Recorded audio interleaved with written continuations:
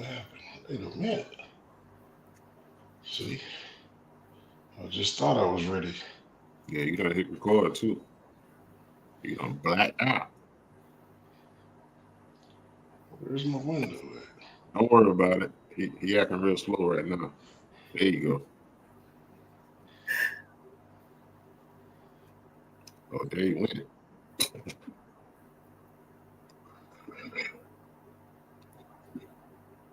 You there? Unless he lost his internet. Yeah. That he had to come back in somewhere.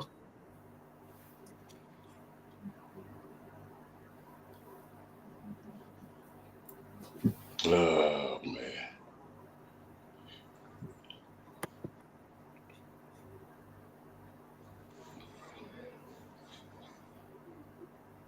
You took yourself out?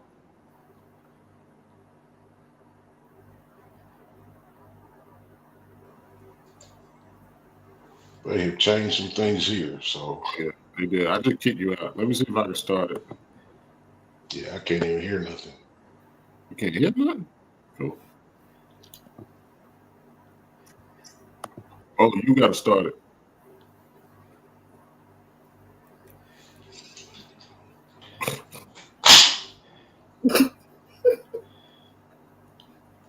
He did some shit. This thing really, and he recorded. That's crazy. We're gonna get this intro started. Usually he got the controls of this, so it's supposed to be an intro. Maybe he gonna pop in. This is real awkward right now. This ain't never happened. We done had some shit happen, but this ain't happened. It's okay. We take our time. But the crazy thing, we live. Like we live. We live. It's a setting.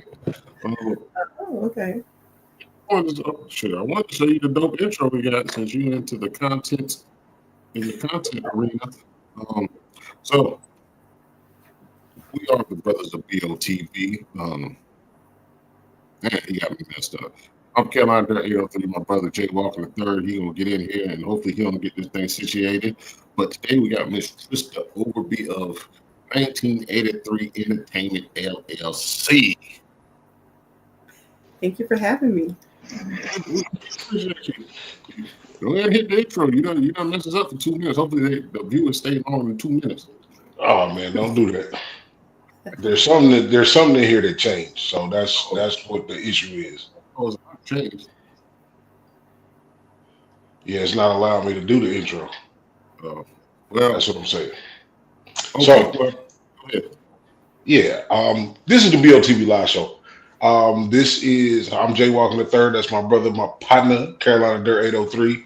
And y'all know how we do. This is a Color People production, and shit gonna fuck up sometimes. So, that being said, that is my disclaimer. We're gonna get to the goods. Thank you for your presence, Miss Trista Overby, for joining us. She is the creator of 1983 Entertainment.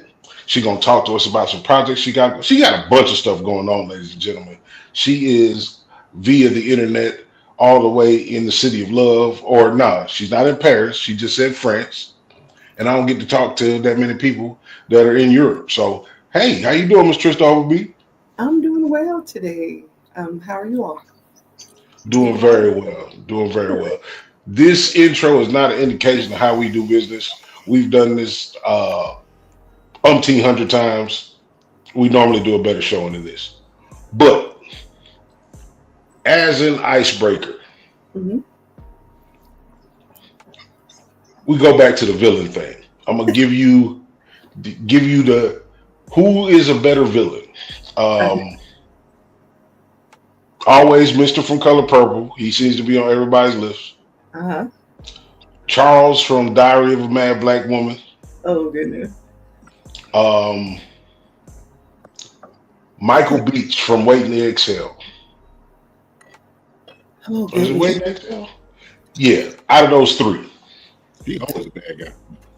Okay, now I can't really think. Wait and Exhale, that was when I was younger. Okay. I can't really go back to remember his character fully. But I would have to go with Charles. I'm gonna have to go with Charles. Okay. Yeah, Charles was a scumbag. He is my favorite. It's like I have this thing that I say I don't trust no black man with no facial hair, and he is the poster boy for that thought of mine. Uh-huh. You got a one? You got one for her? Oh, yeah, we'll stick with villains. Okay. Who is the worst villain? For me, is it what's her name? Aunt Norman. What's her name? Rasputin. Well, Or Esther Rolling Good Times. Mm. So, Mama, I gave you a real name, Florida. Lord Evans. So who was the worst villain?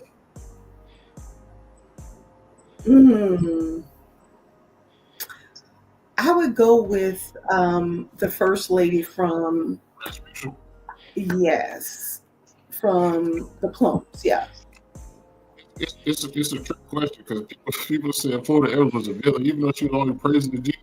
She kept him in the ghetto. So people said she was a villain. Every time they get some money, she found a reason. Yeah. Anybody that try to put a baby on somebody because they don't get their way is villain to me. So I'm going with Rasputin too. Okay. Grits. Savory or sweet?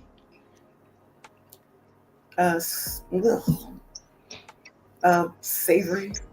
Oh, don't you say sweet? I only said she almost said it, and that's that New Jersey thing, I'm sure. You know, I was actually basically raised here in the South, so Okay. Yeah. Sugar don't go on grits. Argue with your mama. I don't care. Yeah. If you want something sweet, eat oatmeal, eat cream wheat, grits is savory, gravy, even ketchup. I don't care. Just no sweet. No sugar. I agree. You seem like an educated person. What's the hard word for you to pronounce? Well, honestly, I've actually been in speech classes in elementary school, so I struggle still even now with pronunciation of a lot of things. Listen, I don't think I have a word per se. Just in the moment. Yeah, I can struggle. I'm telling you, and I work as a nurse practitioner, so we have a lot of medications we have to pronounce. I can't even say half of the generic names. So, yeah. That's fair. Hospitals be sending you home with paperwork. Like, come on, man. You just doing this so I can roll up my weed. This is what I'm gonna use to roll up my weed. But Trista, born in Atlantic City, New Jersey, but raised in Sumter, South Carolina. Give us a little background on you and how you got to where you're at now. You can be as short or as long-winded as you like in this part. Okay, well, I would definitely say maybe about 10 years ago is when I really truly started tapping into just my creative side. And then I just realized just how exciting it was for me. I started off with a podcast. At that time, podcasts weren't even really, popping at that time. So I started with my own show called Talking with Krista, where I would bring people on. We would do tabletop conversations about taboo subjects. I would also have a moment where I would interview people for them to share their story, as well as have a segment where I would do teaching moments. So it was more like a 3-in-1. And after that, I started occasionally following up with little spin-off shows that I would do. And here I am. I just wanted to challenge myself to something greater. So I decided to start with a reality show. Yeah. And Hustlers of Sumter, I see you are getting ready for Hustlers of Columbia. It's an expanding brand. I like that your casting is diverse because Sumter is diverse. You know what I mean?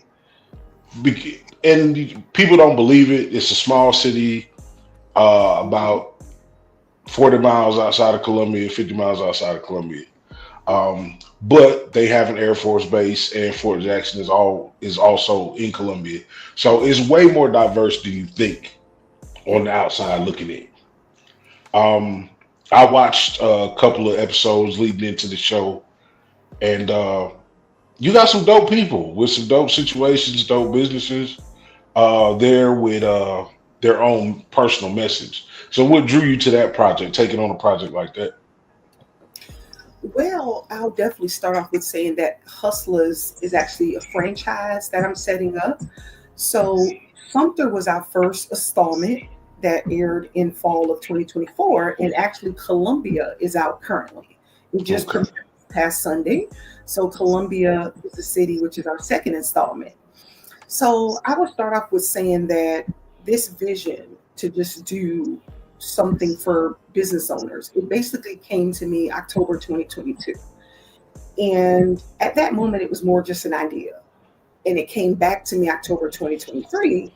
And that's when I decided to move forward with it. And, started getting the kind of like the research going and connecting with people like videographers to see who could help me make it happen. So that's pretty much where I started. But it was more just an idea, just something I wanted to do to challenge myself. And I also wanted to do something inspiring as well, because, we have a lot of different types of reality shows, a lot of them that thrives on the drama, the chaos. I didn't want to go that route. I wanted to do something that could uplift and inspire people to just want to do greater. So that's when I came up with the concept of, let's do a reality show for entrepreneurs. Particularly, Hustlers is geared towards first generation entrepreneurs, and we focus on the personal and professional lives of these entrepreneurs. Um, so it's definitely more than just Sumter. I'm definitely planning on expanding and making it a franchise to different cities. How Okay, and go ahead. how how much energy did the cast have when you initiated it to the like when you presented it to them? How much energy did they have? Kind of looked like I don't know about this, or I don't know why it got to be a something, or I got to be. You know what? I actually initially wanted to start in Sumter because it's my hometown, and I just thought it would make more sense to start there. People were actually excited, especially bringing something like this to a smaller town. It's the first that I know, that has been something like this that's happened there. So they were excited. They were definitely excited about participating. I can definitely say that Sumter was definitely a learning curve for me. Um, Again, this is my first time stepping into a role like this. And a lot of the cast members, of course, it was their first time participating in something like this as well. So we both learned a lot from that season. But I can definitely say now with Columbia, it's definitely flowing better. It's Right. focused more on the reality side of things. I felt that with Sumter, I was trying to put too much control in it to where it felt more scripted. But this season is definitely flowing in the direction that I wanted to. Absolutely. So, Mhm. did you search social media for these people? Did you put out an open call? How did you get the businesses that you chose? Okay. Well, what we do, we always put out a casting call, and all of those people showed interest in the project. So what I typically do about a month before I begin actually sitting down doing interviews, I put out the casting information. Then I contact people, set up, live stream videos, chats, just to give them some information to see if they're interested in going forward. And from that point on, we kind of do the contracts, and then we set up, filming, things of that nature. But everyone's typically chosen for casting calls. Okay. Did you? So when you did the casting call and these entrepreneurs, were you trying to find certain entrepreneurs? As far I know you said first generation. Mhm. Is there a reason why? I think you like a realtor, tattoo person, Mhm. um, gun person. I ran through it a little bit, but did you pick those, or were you picking the person itself that on the casting call? Well, I did look at various things because there were some people, like for instance, there were two people interested that were realtors. What I try not to do is overshadow someone. So if someone has a particular business or that's similar to another business, I try to say, okay, well, maybe show interest next season. But we try to focus on one particular category at a time. So I do look at that as well as the person's story, because I do want someone who has a real and relatable story that people can relate to. I think that's most important as well, picking people with interesting stories. Absolutely. That's what I was going to ask. Like, of course, with the project being called Hustlers, they have that in common. Was there any other commonality across the board for the people that you chose to work with?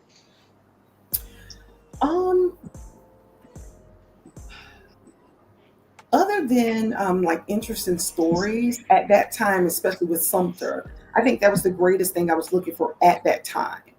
I did grow a bit, and I can definitely say moving forward with going to Sumter, I definitely want to make sure that I'm picking people who not only want to be a part of the show, but also believe in the vision of the show. Right. That's definitely big and something that I've, learned over time, that it's important to have people that not only want to be seen, but people who want to push and support the show as well. Yeah.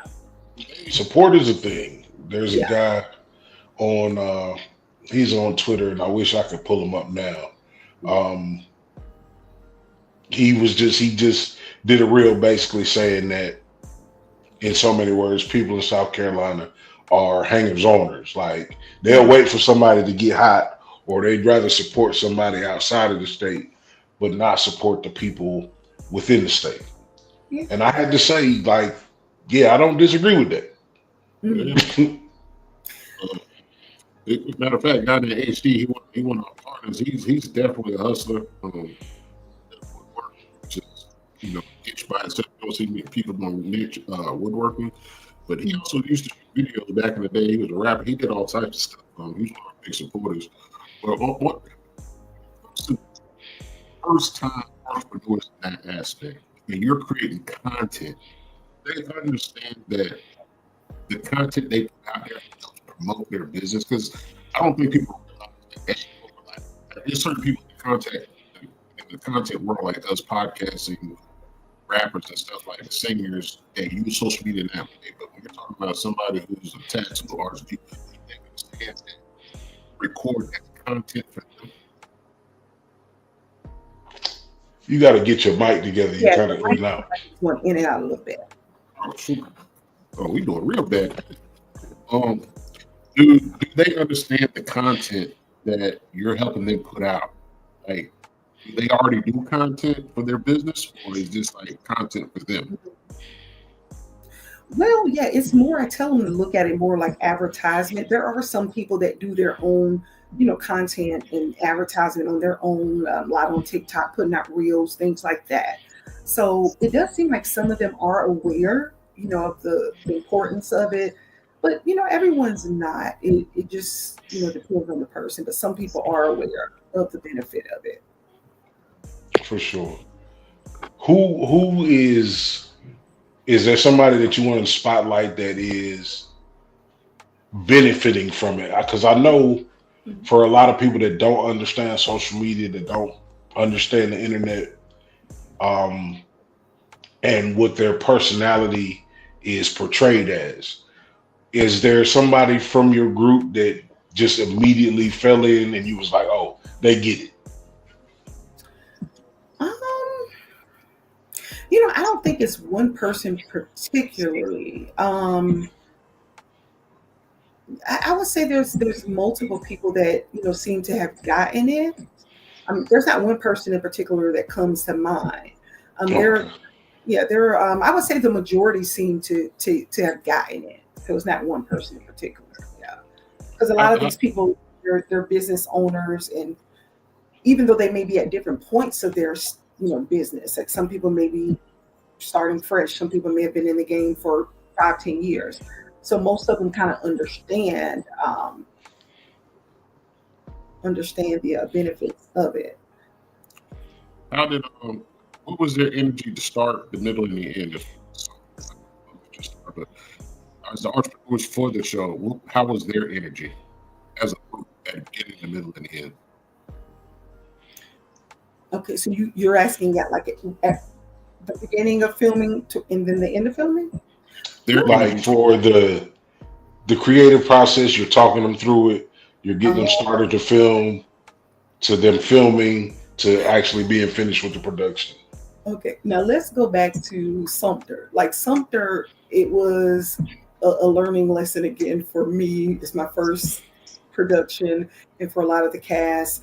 A lot of them, at least I would say for the first 2 episodes, were nervous. But I say by the second, third, they were in the swing of it. So I did have to do a lot of directing, okay, let's take it scene by scene, step by step, So there were people that were nervous in the beginning, but with how we're doing it now for Sumter, with Columbia, it's pretty much just true reality. We have the camera, you set up what you're planning to do for that day, and we're just following you around for whatever X amount of time, hours that we agreed upon. And we just let it flow, and then we do most of our work now in the editing process to make it just come alive. Even though that seems simple, it's actually it seems simple. Well, I guess on my end, my videographer editor may not think so because he's the one doing the work. Right.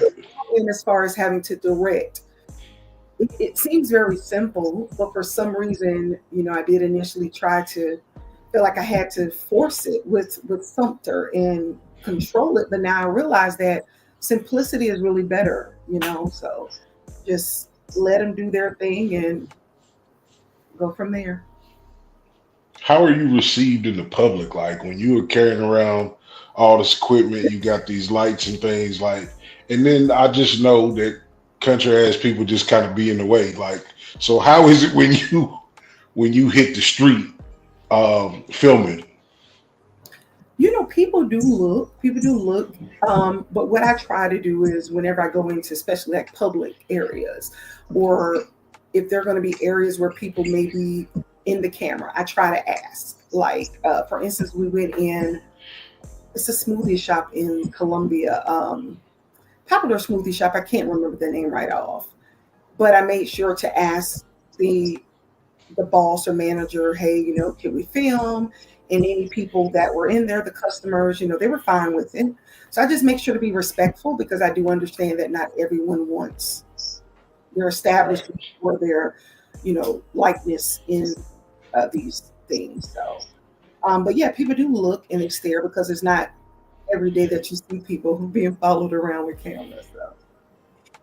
Other than the simplicity, what did you learn from the Sumter that you're taking into the Columbia? Other than simplicity. I would definitely say, that's good because I would definitely say the simplicity was one of the big ones. Because the simplicity not only comes from just, making sure that I just follow them with the cameras in a simpler form, but also we had 6 cast members at that time, and I realized that less is better as well. Less is better. Currently, we have 3 cast members for Columbia. So for me, I think that sweet spot is 3 or 4. I think that's plenty. I'm gonna have to ponder this question for a minute. I know with, like you said, with those numbers, just basically cutting from 6 to 3 was probably the best thing that could happen. When you're talking about, reality TV, people are still characters. And as far as, like you say, your editor, your videographer, I know for him, it would probably isolate him, help him isolate the footage he has better with less people. But I definitely, I think it's a dope idea. I'm surprised a little bit, because of South Carolina. I'll just be honest. Yeah. What in the editing process, like with us, when we do this podcast and stuff, before our shows and after our shows, be like great content because people like yourself, like before the show, you don't know what to expect, so people are kind of, and then we hit the live button, and the closer we get to the end, their energy goes up, and depending on if we're doing a Friday night show or whatever show, we might stay on for like another hour, and you really see the guests flourish. It's like, damn, I wish we would have caught that on the live. Like, even though you're editing, do you still have that where they're doing something that might pause, and then you see them do something like, damn, I should have caught that. Yeah, all the time. Because it's something about when the camera's on you. And even like now, in this live, I think we tend to automatically start getting performative. It's just, I think, a natural thing for most people, especially if it's your first time being in spaces with cameras on you. So I think that's natural, more like a nervous system type reaction. But yeah, that happens all the time. And I think until we get comfortable in those situations, that's when our natural, more authentic self starts to flourish. So yeah. That would be dope if you had like another camera person that was catching that. Like you got a cameraman doing stuff. Yeah. Somebody the cameraman mess up or catch those quirky moments that you like, damn, I know I could have used that. Yeah, for sure. Yeah. Yeah, HD Dreams is a friend of the pod. We go back a long way, and it's definitely facts. Like, people change when the camera come on. Me and my brother, we've been doing this for a while now, so we've always been who we are. A lot of times we have drinks involved, dope beverages, and it'll get a little, it'll get frayed on the edges. You know what I'm saying? But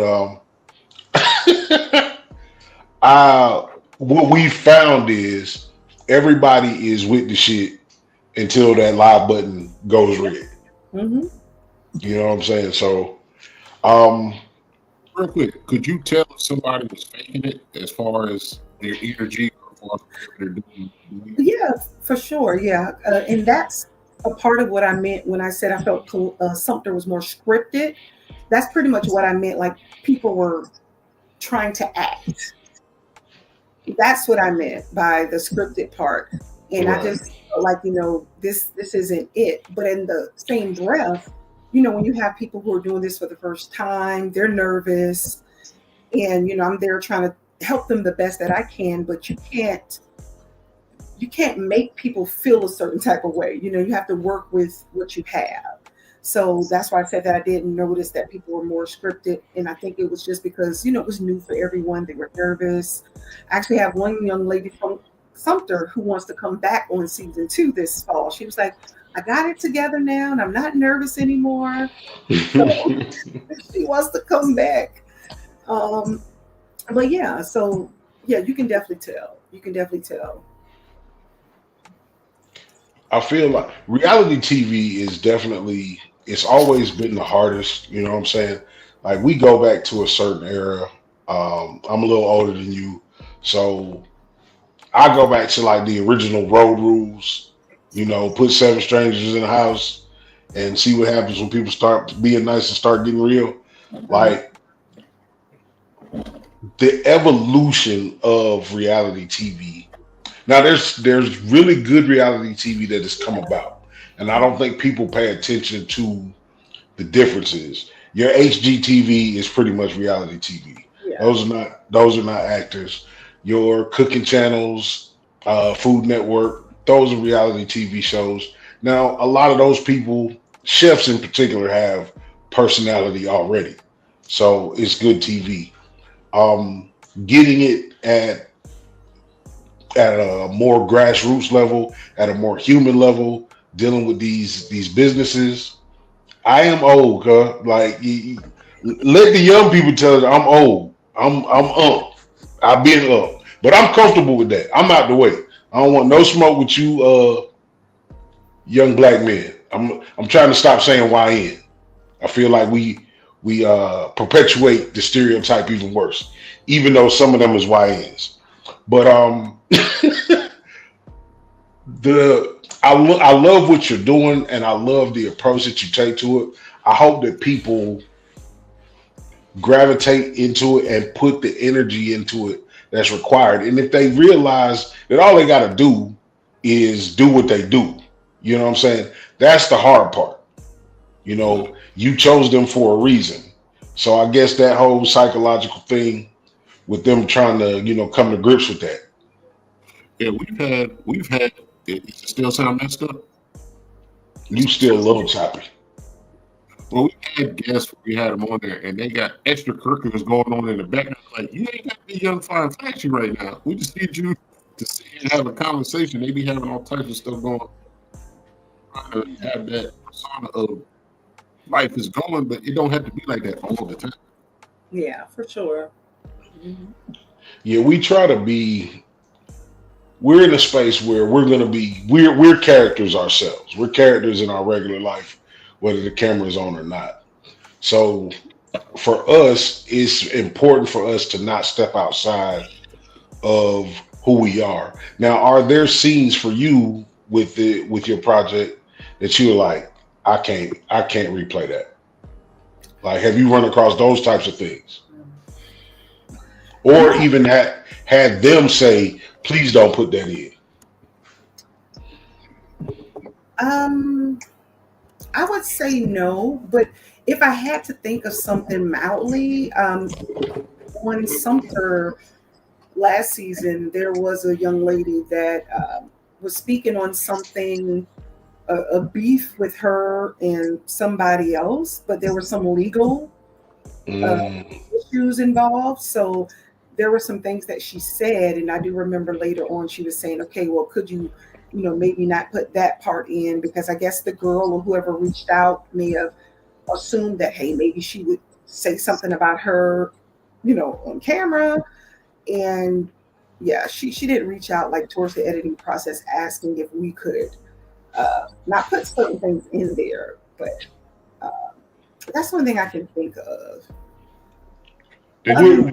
What are your biggest challenges, do you feel like? What's the biggest challenges that you've had to deal with in this journey? Okay, starting off, just getting it started. The hardest thing initially was finding a reliable videographer, because you can't have a show without a videographer that can do what you need, right? And not only someone who's reliable, but someone who works with the spirit of excellence. That's big. For sure. So that was number one. And I would definitely say the second thing,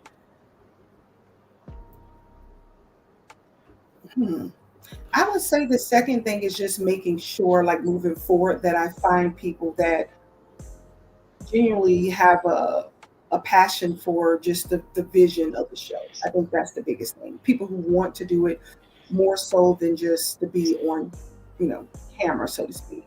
Right. So what if you can hear me better now, right? Mm-hmm. So when you get to location, is it we're following you for this day, we're only following you for 2 hours, or you gonna ride with somebody from Columbia to Orangeburg for whatever their day is? Like, is there a traveling situation? Well, it depends. What I try to tell people to do is have their content for that day, focused. It could be someone, let's say they're having a birthday party for their daughter, or one lady on Sumter, she decided to just do like 4 different things in one day. It just depends. The biggest thing is making sure that you have content for us to capture. Whether it's you seeing a patient in the office, if you're, in a medical practice, or you going to your son's baseball game. So the biggest thing is content. We try to focus there first, have some things going on in particular, and then we can kind of go from there depending on the time that's needed. Oh, go ahead. Oh, real quick. Is there like an age range also when you did the casting? Yeah, 18 and older. Yeah, just 18 and older. And you have to make sure. Get a YN on there now. She said 18. We can get a YN on there. Yeah, as long as you're legal, that's fine. And just make sure that you live, so you reside, and your business have to be in the city that we're filming in. Yeah. We could throw a couple names in there for Columbia. Whenever you do season 2, we got a couple names we can give you people that enjoy it. Like I said, our partner HD, he would enjoy that. Somebody falling behind him, him doing his woodworking ability, because that shit is dope when you see somebody sculpt something out of nothing. Yeah, that's different. Yeah, for sure. Yeah. That'd be something Absolutely. Then you got Mo from V12. Yeah. Recording studios. That's recording studios. Is there a particular, like, I know that you're kind of, working, you've got everything set up for what you're doing. Is there a particular field that you would want to try to cover? You mentioned studio. So I'm assuming like recording music, things like that is what you're saying. I think that'd be something different. I think that's something that a lot of people can relate to. So that'd definitely be an interesting area to go into for sure, especially something that younger people may can relate to. But I'm open. But yeah, music would definitely be interesting. A guy actually mentioned that to me last season that I should get someone that's more in the music industry. Mo from V12 is good just because, one, he's super connected in the city. V12 has been in business, going on 20 years almost? He's big into philanthropy. He's big in the community. Huge. He's a USC graduate. So like I say, he's plugged in on a lot of different levels, and he's well connected to movers, shakers, politicians. So I definitely would like to see you guys come together on that. Yeah, we definitely. Then we got Venom. Venom was she was a radio personality for almost 20 years, and now she's ventured off doing other stuff. But her hand is still in the pot as far as how her day looks, what she's moving around. Venom is one of the big staples in Columbia, South Carolina. Like, even now that she's not on the radio, she's still one of those people that. She's a writer. Yeah. She's a caretaker for her mother. She's got some good storylines. I feel like, I tell everybody, people be like, we got enough podcasts. I feel like you should do something. I feel like everybody should do something, whether that's vlogging, whether it's, AI content, whatever your contribution is artistically. Me and my brother, we just kind of started. We talked about it and we talked about it till we was blue in the face, and then we ran into a point where it's like, why haven't we done this yet? You feel me? So I heard you say that at the beginning, like it should have been in motion way beyond, way faster, or through the follow through of actually going out and doing it. We give ourselves excuses about equipment, about money, and there's people doing more with less every day. So who have you networked with that you didn't think you was going to network with so far? Honestly, that's something that I need to be more of. I'm going to be honest with you. That's definitely on my list for this year. I definitely want to build more of a team, and definitely focus more so on the marketing aspect. Right now, I'm pretty much a one-woman show, and that definitely changed in order for me to, definitely move out. I have to get more people to be able to help me to shift. So, yeah, networking is superpower. Everybody don't have it. So if you don't have it, you need to associate yourself with somebody who has it. Yeah. And that's going to be like my brother said, when we started this thing, we didn't know what guests we were going to have. And what we did was we started and we created our own lane, our own group of people. And then from them, we branched out. And when we branched out, it wasn't so much we branched out the people they put us on with. It branched out where we feel more confident in inviting somebody else. Yeah. So I always said my line is networking is superpower. We're over 400 episodes of our own. That's not counting us being on other people's podcasts. And for the group of people that shared their time with us, the networking part was the one to get you. Like, the number one thing that we get people, when I tell people we say mom and daddy, it blows people's mind. Like, that's the thing. Yeah. Like, there's people that's comedians that's been in the game. And I'd be like, yeah, I'm doing a podcast with me and my brother, biological, same mom and dad. And they be like, I'm doing it just for that. Like people value stuff like that. So when you get your superpower when it comes to network, make sure you use it for the good, not the bad.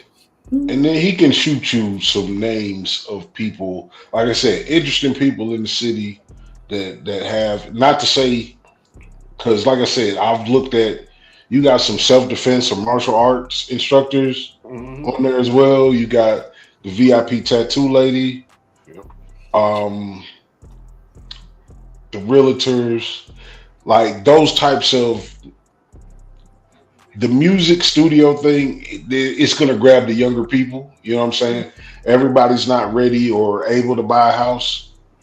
So when the job is not as entertaining, you need the personality to be more entertaining type.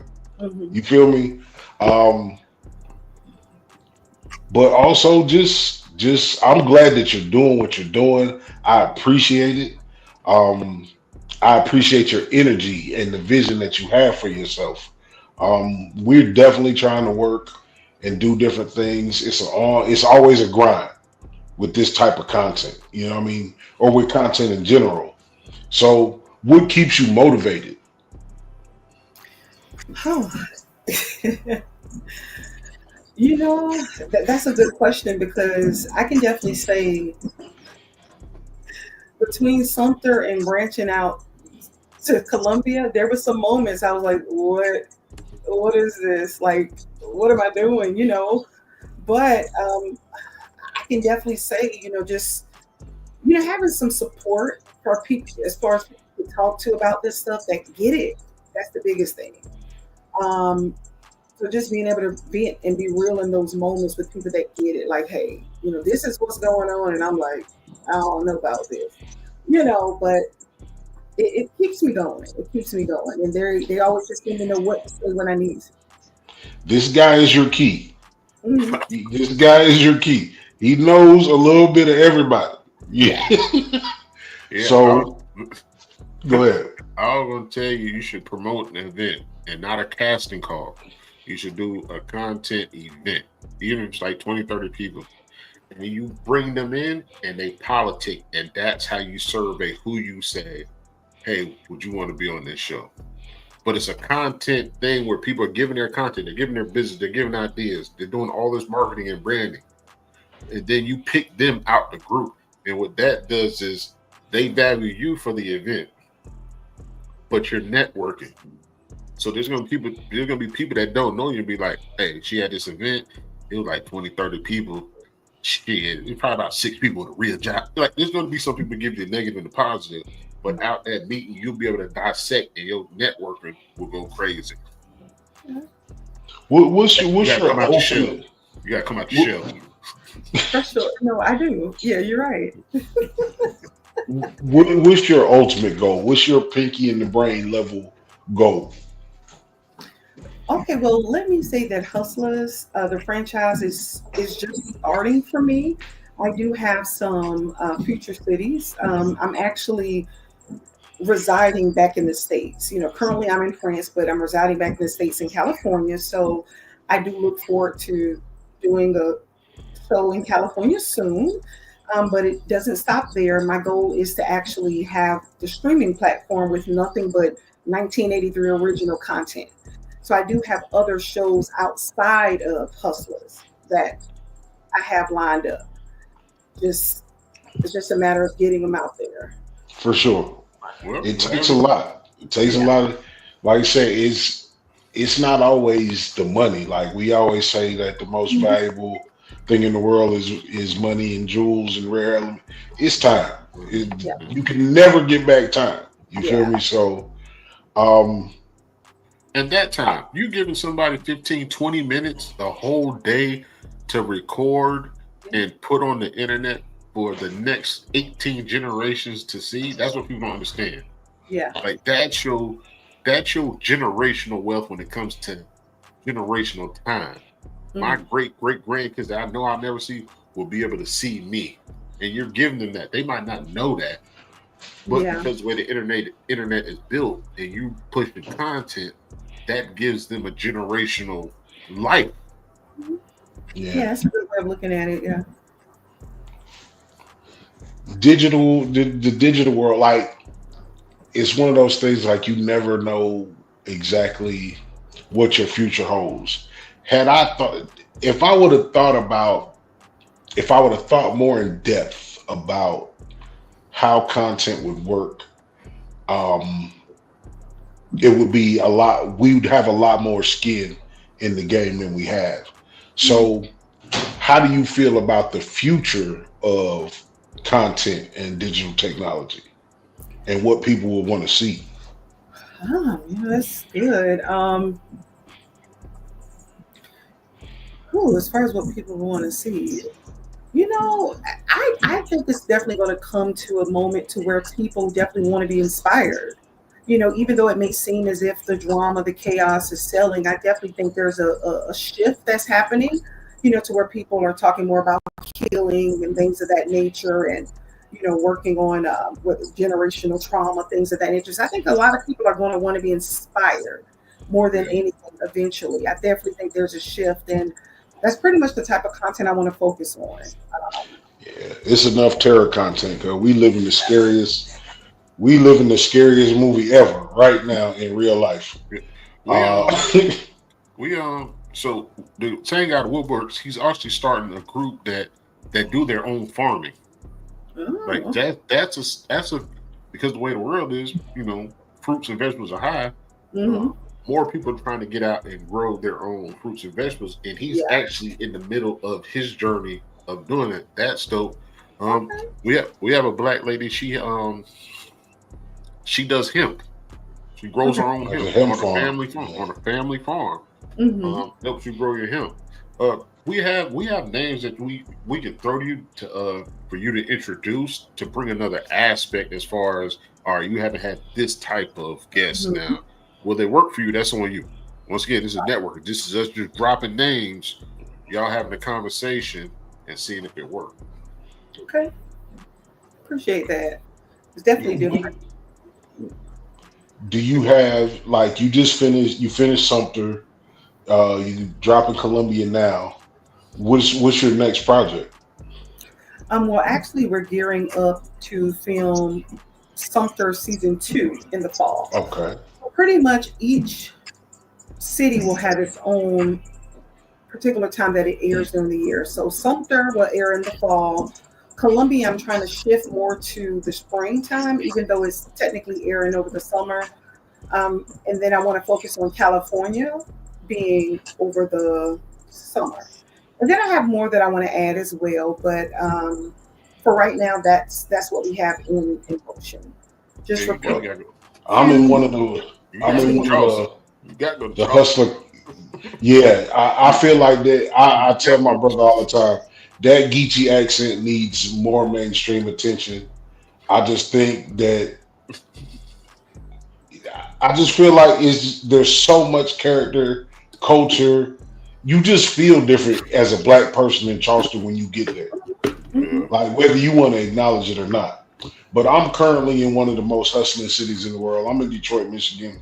Um, so between us, we are more than happy to help with connections or ideas. Like I said, I'm gonna point this way this time because I'm mirrored. That guy over there, he is just one of those people that knows people and has a way of connecting with people. That might be something that you that would benefit, Hmm. and it's just for the sake of because we just like we gonna be all right no matter what. Like, yeah, ideally, I would love to be 100,000 stream type dude and have, but also if I'm not, I'm still gonna be cool. You still hitting the live button. So we here for the people, we here for the culture. That's why we talk to different people. We talk to financial advisors whose main focus is to help women Yeah. through financial abuse. You know what I'm saying? We speak with weapons experts and self-defense experts.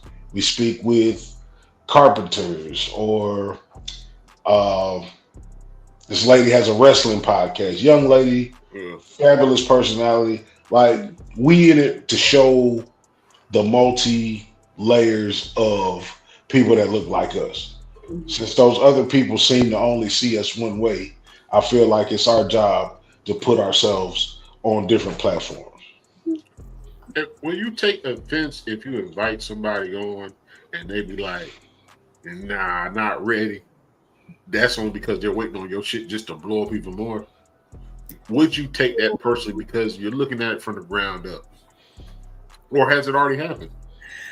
You know what? No, I don't. I'm trying to think. I don't believe it's happened yet. Not that I'm aware of, but yeah, I think I would take offense to that for sure. I Yeah. tell people, I'm gonna tell a bunch of people kiss my ass, cuz.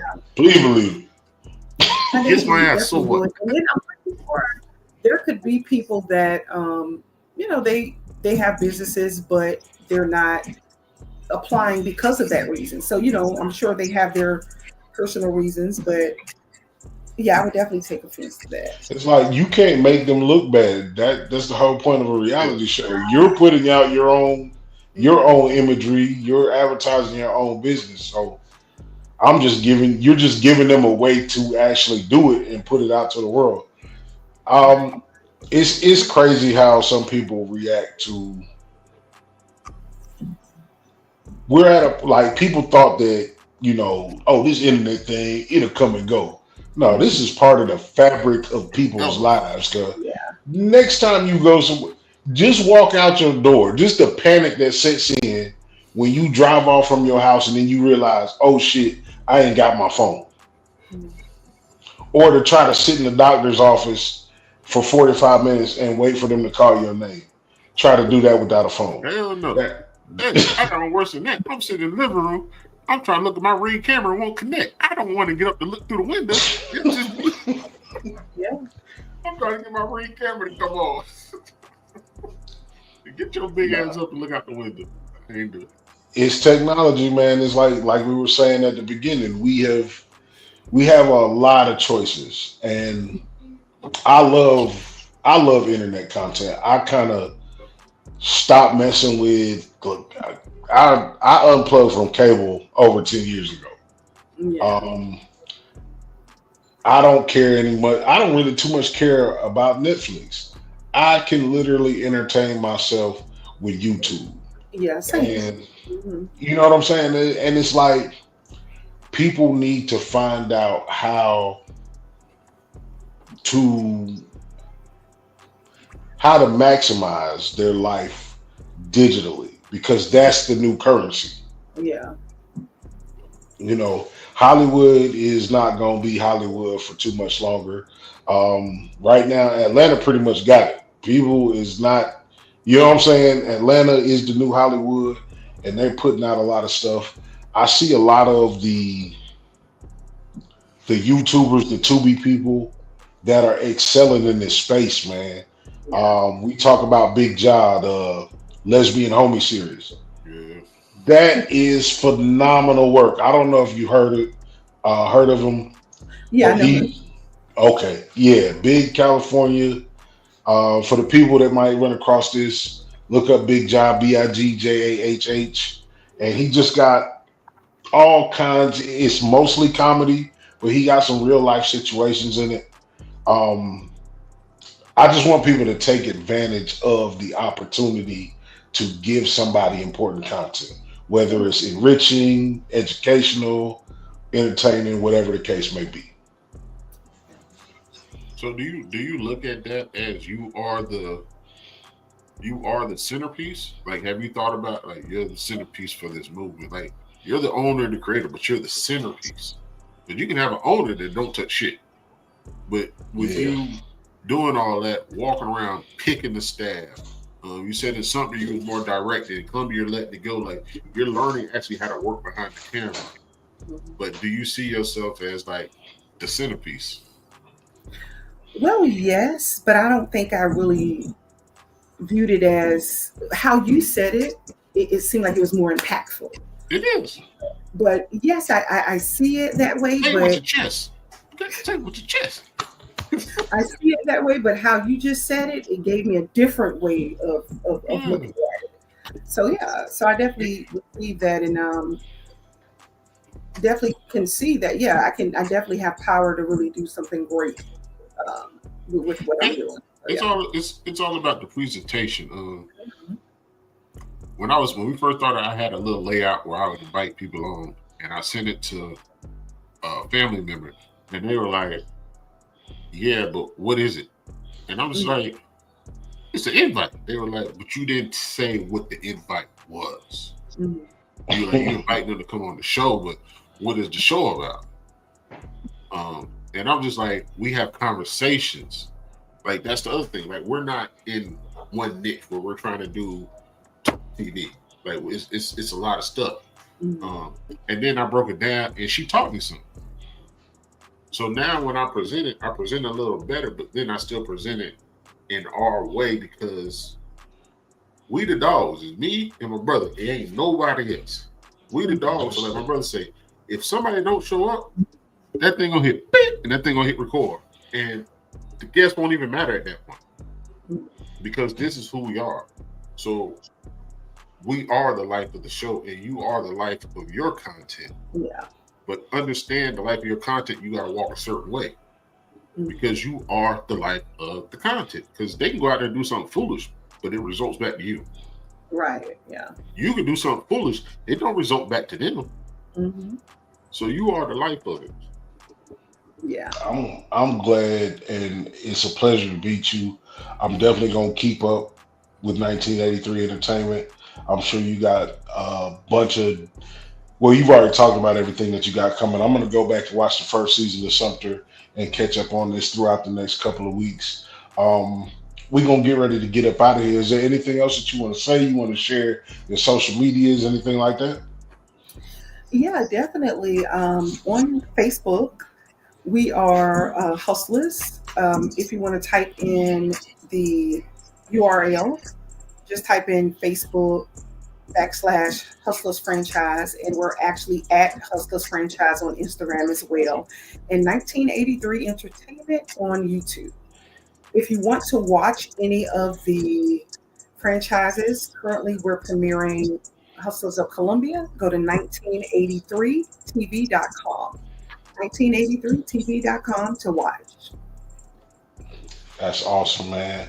Y'all definitely check Trista out. Carolina, what you got for the people before we get up out of here? Man, F them people. Nah, I appreciate everybody tapping in, hanging out with us. Out of control. As my brother said, your time is valuable to us, and our time is valuable to you. I wish we had all types of technical difficulties. I don't know why it was today, but you couldn't hear me because my mic wasn't plugged up. I got a whole bunch of wires plugged up, and the mic was the one that wasn't plugged up. But definitely like to have you back just to hear back about your process. If you change, if you want a different direction, maybe you stopped and went a whole nother way and represent it. Like, people do that. Like, people be like, you stopped your shit at the air, but but it ain't work. No, there's levels to it. Yeah. So just to hear grow. back. Upgrade. Yeah, to hear back. If there's people in Columbia that you have an idea of saying, hey, I want this type of person. I can just send you some names of people that might be interested. Not saying they're gonna do it, but just to send you some names whenever you do part 2 to Columbia. Okay, for sure. You can weed out. I appreciate that. Absolutely, man. Look, I don't really have much else. I'm Jay Walking the Third. That's Carolina Dirt. Special shout out to Trista. Y'all follow her content on Facebook, IG, and YouTube, man. And share the wealth. Go, if you local to Columbia, man, go check her out, man. You might see yourself. You might see your auntie in the background, something like that. You should be invested because it's your city. But as we always do about this time, we're going to go ahead and shut it down for the evening. Love the people who love you back always. And this is the BOTB Live Show, man. Y'all be easy till the next time. We gone. Where is the outro?